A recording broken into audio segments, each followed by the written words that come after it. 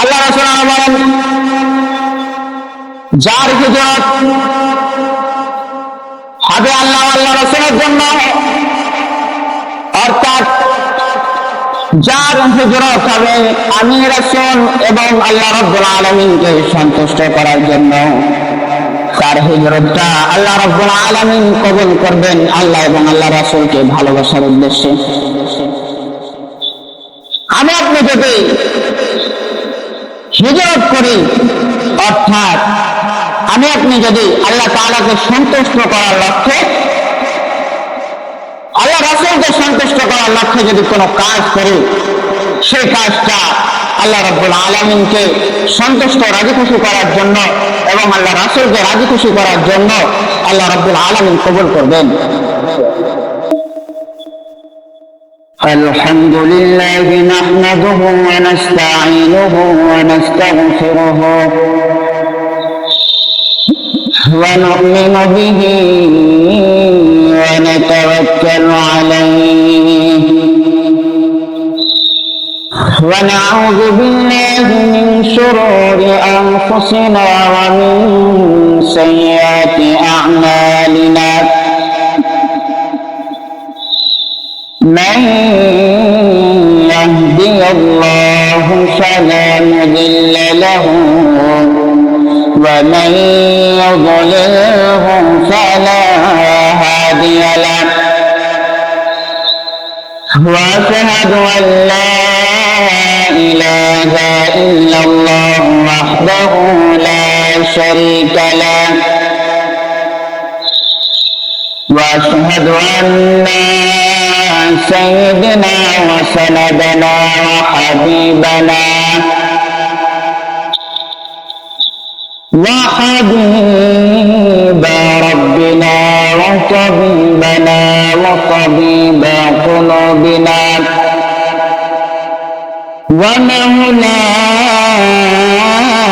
ومولانا محمدا عبده ورسوله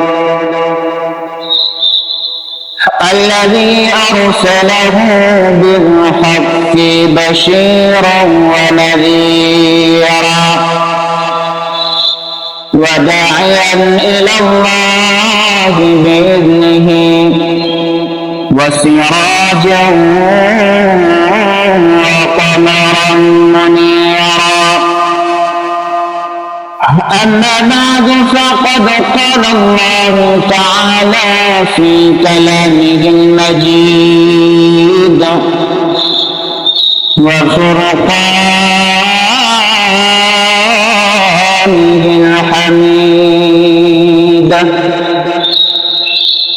أشهد সকলেই পড়ুন أعوذ بالله من الشيطان الرجيم. بسم الله الرحمن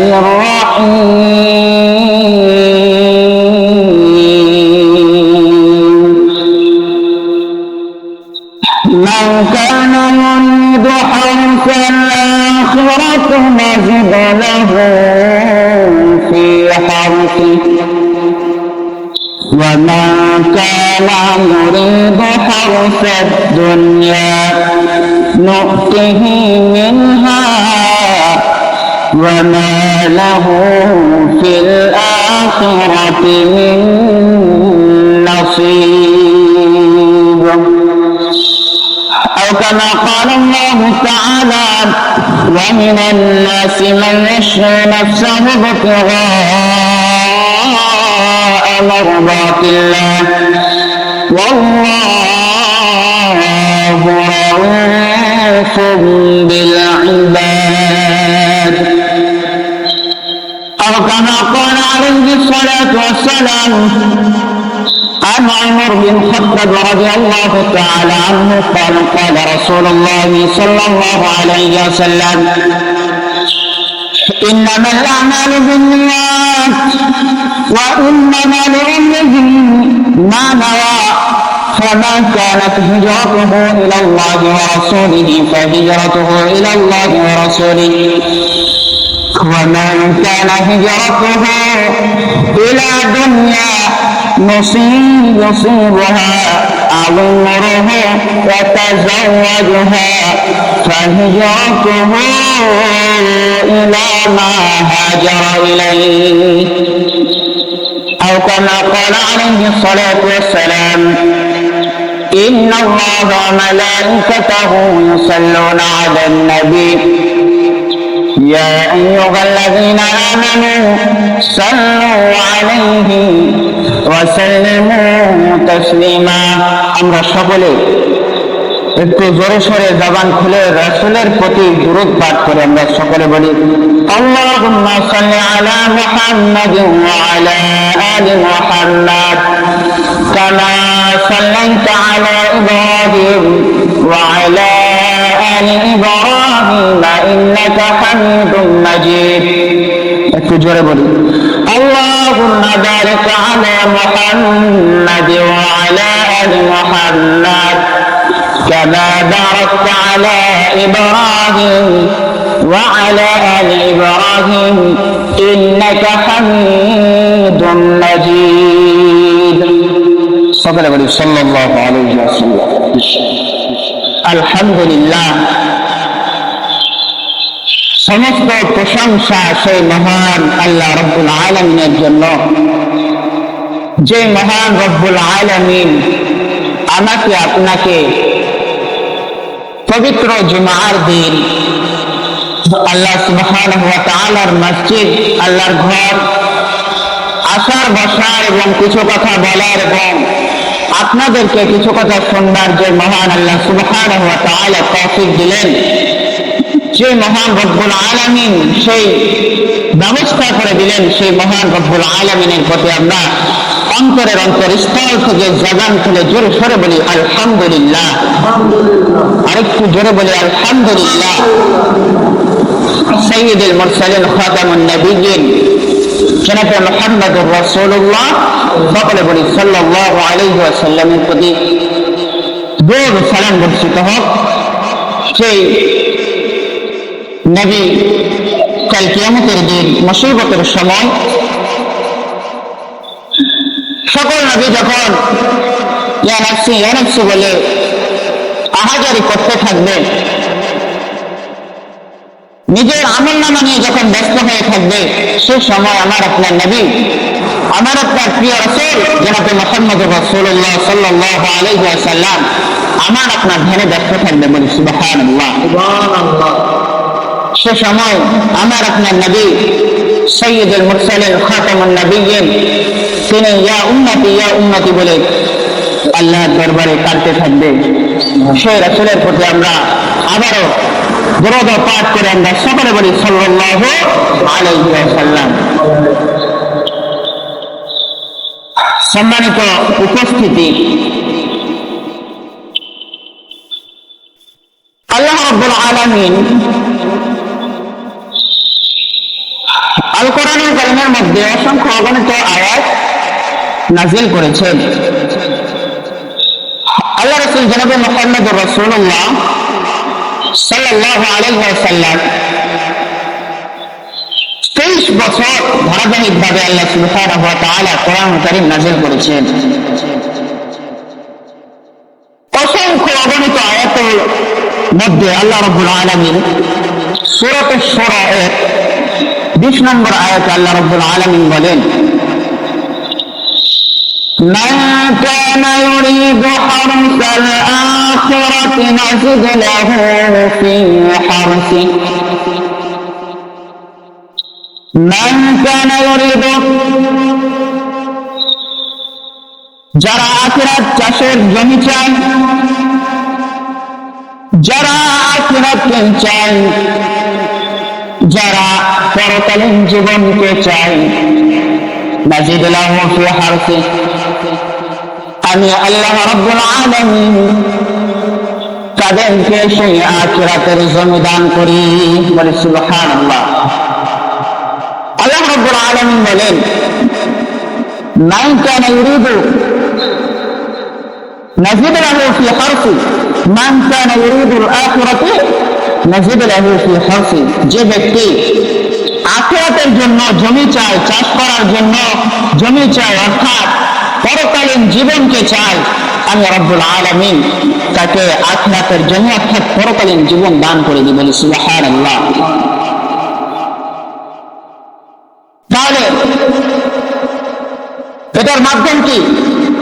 এটার মাধ্যম হচ্ছে চাওয়া। আল্লাহ রাব্বুল আলামিনের কাছে আমাকে আপনাকে চাইতে হবে, তাহলেই তো আল্লাহ রাব্বুল আলামিন দিবেন, নয়তো আল্লাহ রাব্বুল আলামিন কিভাবে দিবেন? আল্লাহ রাব্বুল আলামিন পরের আয়াতের মধ্যে বলেন, সে আয়াতেরই শেষ অংশে আল্লাহ রাব্বুল আলামিন বলেন, وَمَا كَانَ يُرِيدُ حَرْثَ الدُّنْيَا نُؤْتِهِ مِنْهَا وَمَا لَهُ فِي الْآخِرَةِ مِنْ نَصِيبٍ। আল্লাহ রাব্বুল আলামিন বলেন, আর যারা দুনিয়ার وَمَا كَانَ يُرِيدُ حَرْثَ الدُّنْيَا نُؤْتِهِ مِنْهَا, আর যারা দুনিয়ার ক্ষেত চাষ করার জন্য, দুনিয়ার জমি চাষ করার জন্য আমি রব্বুল আলামিনের কাছে যারা জমি চাই, আমি রব্বুল আলামিন তাদেরকেও সেই জমি দান করে থাকি। আমি তাদেরকে সেই জমি দান করে থাকি, কিন্তু আল্লাহ রব্বুল আলামিন পরে বলে দেন,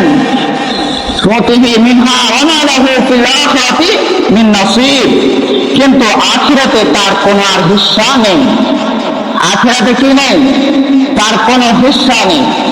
অর্থাৎ আপনি যদি আখিরাতকে বাদ দিয়ে দুনিয়া চাষের জন্য আল্লাহ রাব্বুল আলামিনের কাছে চান, আল্লাহ রাব্বুল আলামিন দিবেন ঠিকই।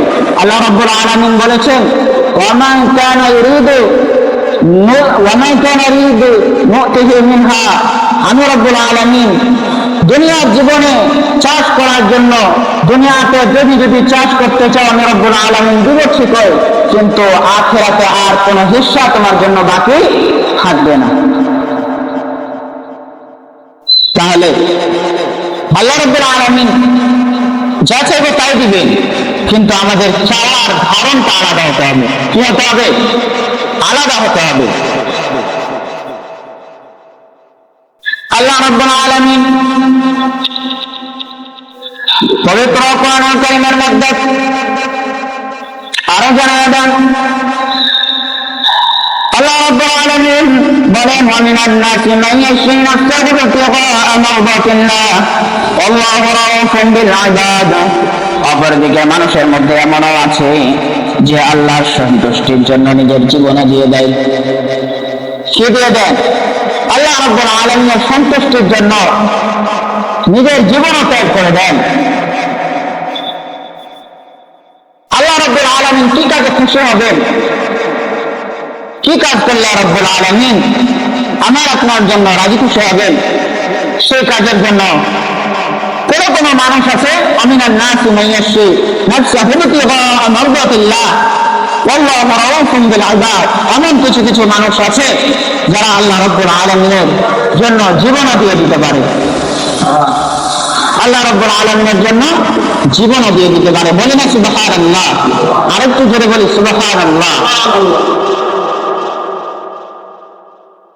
আল্লাহ রাসূল জনাব মুহাম্মদ রাসূলুল্লাহ সাল্লাল্লাহু আলাইহি ওয়াসাল্লামের একটি হাদিস, হযরত ওমর ইবনে খাত্তাব রাদিয়াল্লাহু তাআলা আনহু বর্ণিত, তিনি বলেন, ইন্নামাল আমালু বিন্নিয়াত, ইন্নামাল আমালু বিন্নিয়াত, নিশ্চয় প্রতিটি কর্ম তার সঠিক নিয়তের উপর নির্ভরশীল। প্রতিটি কর্ম কিসের উপর নির্ভরশীল? তার নিয়ত অর্থাৎ সংকল্পের উপর নির্ভরশীল। আপনি যদি একটি কাজ করেন, সর্বপ্রথম কি করতে হয় বলুন? সর্বপ্রথম সে কাজটা যে করবো মনের ভিতরে আকৃতি নিতে হয়। মনের ভিতরে একটা আকৃতি নিতে হয়, সে আকৃতিটা সংকল্প করতে হয়। সেই সংকল্পটা হচ্ছে নিয়াত। সেই সংকল্পটা কি? সেই সংকল্পটাই হচ্ছে নিয়াত। আর আল্লাহ রাসূল জনাব মুহাম্মদুর রাসূলুল্লাহ সকলে বলি সাল্লাল্লাহু আলাইহি ওয়াসাল্লাম বলেছেন, ইন্নামাল আমালু বিন্নিয়াত, নিশ্চয়ই প্রতিটি কাজ তার নিয়ত এবং সংকল্পের উপর নির্ধারিত। অর্থাৎ আপনি এখান থেকে ঢাকা যাওয়ার নিয়ত করলেন, বা আপনি এখান থেকে জমিতে যাওয়ার নিয়ত করলেন, আপনি কি হুট করে চলে যাবেন? বলুন, আপনি কি মনে কোনো ধারণা না নিয়ে চলে যাবেন? অবশ্যই আপনি যদি ঢাকা যান তাহলে আগে থেকে আপনাকে একটা নিয়ত করতে হবে যে আমি এই দিনে ঢাকা যাব, আমি এই কাজটা করার জন্য ঢাকা যাব।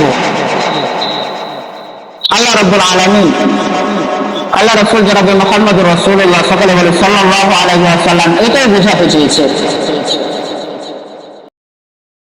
আল্লাহ রাসূল বলেন, যার হিজরত হবে আল্লাহ আল্লাহ রাসূলের জন্য, অর্থাৎ যার হিজরত হবে আমি রাসূল এবং আল্লাহ রাব্বুল আলামিনকে সন্তুষ্ট করার জন্য, তার হিজরতটা আল্লাহ রাব্বুল আলামিন কবুল করবেন আল্লাহ এবং আল্লাহ রাসূলকে ভালোবাসার উদ্দেশ্যে। আমি আপনি যদি হিজরত করি, অর্থাৎ আমি আপনি যদি আল্লাহ তাআলাকে সন্তুষ্ট করার লক্ষ্যে, আল্লাহ রাসূলকে সন্তুষ্ট করার লক্ষ্যে যদি কোনো কাজ করি, সেই কাজটা আল্লাহ রাব্বুল আলামিনকে সন্তুষ্ট রাজি খুশি করার জন্য এবং আল্লাহ রাসূলকে রাজি খুশি করার জন্য আল্লাহ রাব্বুল আলামিন কবুল করবেন। আর যদি আমি আপনি পার্থিব জীবন, অর্থাৎ দুনিয়া নেওয়ার জন্য হিজরত করি, অথবা কোনো নারীকে বিবাহ করার জন্য হিজরত করি, তাহলে আল্লাহ রাব্বুল আলামিন তার হিজরতটা সেভাবে গ্রহণ করবেন। অর্থাৎ আমার আপনার হিজরত হতে হবে তার মতো আল্লাহ এবং আল্লাহ রাসূলকে রাজি খুশি করার জন্য। অত্র হাদিসটি আল্লাহ রাব্বুল আলামিন এর নবী হযরত মুহাম্মদ সাল্লাল্লাহু আলাইহি ওয়াসাল্লাম যখন আল্লাহ রাব্বুল আলামিন হিজরত করার সময় হলো, যখন হিজরত করলেন, হযরত মাসউদ রাদিয়াল্লাহু তাআলা আনহু বর্ণিত, তিনি বলেন রাসূল আকরাম সাল্লাল্লাহু আলাইহি ওয়াসাল্লাম এর সময় এমন একজন ব্যক্তি ছিল, আল্লাহ রাব্বুল আলামিন যখন আল্লাহ রাসূল জনাবে মুহাম্মদুর রাসূলুল্লাহ সকলে বলে সাল্লাল্লাহু আলাইহি ওয়াসাল্লামকে যখন হিজরত করার নির্দেশ দিলেন, ওই সময় এমন একটা লোক ছিল, যে লোকটি উম্মে কায়েসকে, অর্থাৎ উম্মে কায়েস নামক এক মহিলাকে বিবাহ করার জন্য সে প্রস্তাব দিল। কি দিল? প্রস্তাব দিল। কথাটা একটু বোঝার চেষ্টা করবেন। উম্মে কায়েস নামক এক মহিলাকে বিবাহ করার জন্য প্রস্তাব দিল, কিন্তু সেই নারী তাকে তার বিবাহ যে প্রস্তাবটা সেটা পক্ষান্তর করলেন, অর্থাৎ রাজি হলেন না।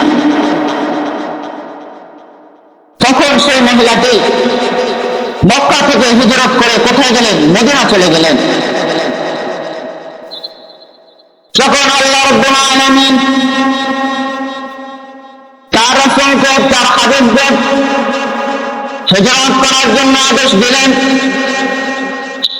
তখন তিনি সকল সাহাবায়ে কেরামকে নিয়ে হিজরত করলেন মদিনায়। কোথায় হিজরত করেছিলেন? প্রথমে করেছিলেন আবাসিনিয়ায়, তারপর তিনি হিজরত করে মদিনায় গেলেন। কিন্তু তার মধ্যে সেই জৈনিক ব্যক্তিটি ছিল যে উম্মে কায়েসকে বিবাহ করার প্রস্তাব দিয়েছিলেন। সে আল্লাহ রাসূলের সাথে যে সাহাবায়ে কেরামরা হিজরত করেছিলেন, সেই সাহাবায়ে কেরামদের সাথে তিনিও হিজরত করেছিলেন। আমি এটাই বোঝাতে চাচ্ছি যে বাকি সাহাবীদের হিজরতটা কি উদ্দেশ্য ছিল এবং সেই জৈনিক ব্যক্তির হিজরতটা কি উদ্দেশ্য ছিল? সেই জৈনিক ব্যক্তির হিজরতটা কি উদ্দেশ্য ছিল এবং সাহাবায়ে কেরামদের হিজরতটা কি উদ্দেশ্য ছিল? আল্লাহ রাব্বুল আলামিন যখন তার প্রিয় হাবিবকে আদেশ দিলেন, সেই আদেশ মোতাবেক যখন তার প্রিয় হাবিব জনাবে মুহাম্মদুর রাসূলুল্লাহ সাল্লাল্লাহু আলাইহি ওয়াসাল্লাম যখন হিজরত করলেন, সেই সাথে সেই জৈনিক ব্যক্তিটিও হিজরত করলেন। কিন্তু ঘটনাক্রমে আল্লাহ রাব্বুল আলামিনের পয়গম্বর জনাবে মুহাম্মদুর রাসূলুল্লাহ সাল্লাল্লাহু আলাইহি ওয়াসাল্লাম যখন পাত্র ঘটনাটি জানতে পারলেন, ওই জৈনিক ব্যক্তিটি তার হিজরতের উদ্দেশ্য ছিল সেই মহিলাকে বিবাহ করা, তার হিজরতের উদ্দেশ্য ছিল সেই মহিলাকে জীবন সঙ্গী করা, তার উদ্দেশ্য দুনিয়াবে কল্যাণ, তার উদ্দেশ্য ছিল না যে আল্লাহ এবং আল্লাহর রাসূলকে রাজি খুশি করার জন্য হিজরত করা এবং সওয়াব লাভের আশায় হিজরত করা তার উদ্দেশ্য ছিল না। তার উদ্দেশ্য ছিল দুনিয়ার জীবনকে, দুনিয়ার সেই মহিলাকে তার জীবন সঙ্গী হিসেবে পাওয়ার জন্য তার হিজরত করা। আল্লাহ রাব্বুল আলামিনের পয়গম্বর জনাবে মুহাম্মদুর রাসূলুল্লাহ সাল্লাল্লাহু আলাইহি ওয়াসাল্লাম যখন জানতে পারলেন, অত্র ঘটনাকে যখন জানতে পারলেন, তখন অত্র আয়াতকে, অত্র হাদিসকে আল্লাহ রাসূল বললেন, তোমরা যারা হিজরত করবে আল্লাহ এবং আল্লাহর রাসূলকে রাজি খুশি করার জন্য, যারা হিজরত করবে সওয়াবের আশায়, যারা হিজরত করবে যে এই হিজরতের মাধ্যমে আল্লাহ এবং তার রাসূল রাজি খুশি হবেন, তাহলে আল্লাহ রাব্বুল আলামিন তার হিজরতটাকে কবুল করবেন আল্লাহ এবং তার রাসূলকে ভালোবাসার উদ্দেশ্যে। বলি সুবহানাল্লাহ, আরো জোরে বলি সুবহানাল্লাহ। যদি হিজরত করে আমি আপনি আল্লাহ এবং আল্লাহ রাসূলকে রাজি খুশি করার জন্য, তাহলে আমার আপনার হিজরতটা কবুল হবে সেই লক্ষ্যে। কিন্তু আমি আপনি আর আল্লাহ রাসূল বলেন, যে ব্যক্তি দুনিয়ার লোভ লালসায়, যে ব্যক্তি দুনিয়ার কোন নারীকে পাওয়ার আশায় হিজরত করে, তার হিজরতটা সে উদ্দেশ্যে গ্রহণযোগ্য হবে, কিন্তু আখিরাতের জীবনে তার হিজরত কোনো কবুল আসবে না, তার হিজরতটা কোনো কি আসবে না, তার হিজরতটা কোনো কাজেই আসবে না। ওকে, আমি আপনি যে নিয়াতটা করব, যে সংকল্পটা অন্তরে গাঁথবো, সেটা হবে আল্লাহ এবং আল্লাহ রাসূলকে রাজি খুশি করার জন্য। আমি আপনি একটি কাজ করব, সেই কাজটা যদি ভালো হয় সেটি হবে আল্লাহ এবং আল্লাহ রাসূলকে রাজি খুশি করার জন্য। কিন্তু আজকাল দেখা যায় যে আমরা কাজ করি ঠিকই, কিন্তু লোক দেখানো, কি দেখানো? লোক দেখানো। আমরা অন্যদিন নামাজে আসি না, কিন্তু জুমার দিন নামাজে আসি, যে যদি না যায় মানুষে কি বলবে, যদি না যায় মানুষে কি বলবে। কিন্তু আল্লাহ রাব্বুল আলামিন আমাদের উপর 5 ওয়াক্ত নামাজ ফরজ করে দিয়েছেন। কয় ওয়াক্ত নামাজ? 5 ওয়াক্ত নামাজ ফরজ করে দিয়েছেন। এতে আমাকে আপনাকে 5 ওয়াক্ত নামাজ নির্দিষ্ট সময় আমাকে আপনাকে আদায় করতে হবে, নির্দিষ্ট সময় আমাকে আপনাকে সেই 5 ওয়াক্ত নামাজ আদায় করতে হবে, এটা আমার আপনার জন্য ফরজ। কিন্তু আমি আপনি লোক দেখানো কোনো কাজ করব না। আল্লাহ রাব্বুল আলামিন লোক দেখানো কোনো ইবাদত, কোনো আমল আল্লাহ রাব্বুল আলামিন পছন্দ করেন না। অতএব আমরা যে কাজগুলো করব আল্লাহ রাব্বুল আলামিন এবং তার রাসূলকে ভালোবেসে এবং তার সন্তুষ্ট লাভের আশায় করবো। আমরা পারবো তো ইনশাআল্লাহ? আমরা পারবো তো ইনশাআল্লাহ? আমরা সকলে বলি আল্লাহুম্মা আমিন। আল্লাহ রাব্বুল আলামিন আমাদের সকলকে যে কথাগুলো বললাম এবং আপনারা যে কথাগুলো শুনলেন, আল্লাহ রাব্বুল আলামিন আমাদের সকলকে উক্ত কথা অনুযায়ী আমল করার তৌফিক দান করুন। আমরা সকলে বলি আল্লাহুম্মা আমিন। আল্লাহ রাব্বুল আলামিন অত্র মুসল্লিদের সকলকে আল্লাহ রাব্বুল আলামিন হক্কানি হায়াত এবং হায়াতে তৈয়বা দান করুন এবং সকলকে সুস্থ রাখুন। আমরা সকলে বলি আল্লাহুম্মা আমিন। আল্লাহ রাব্বুল আলামিন অত্র মসজিদকে আল্লাহ রাব্বুল আলামিন জান্নাতের একটি ঘর এবং অত্র এলাকাকে আল্লাহ রাব্বুল আলামিন জান্নাতের একটি এলাকা হিসেবে কবুল আর মঞ্জুর করে নেন। আমরা সকলে বলি আল্লাহুম্মা আমিন। আপনারা সকলে আমার জন্য দোয়া করবেন। এই কামনা করে আমি আজকে খুতবা শেষ করছি। ওয়া আখিরু দাওয়ানা আনিল হামদুলিল্লাহি রাব্বিল আলামিন। আসসালামু আলাইকুম ওয়া রাহমাতুল্লাহি ওয়া বারাকাতুহু।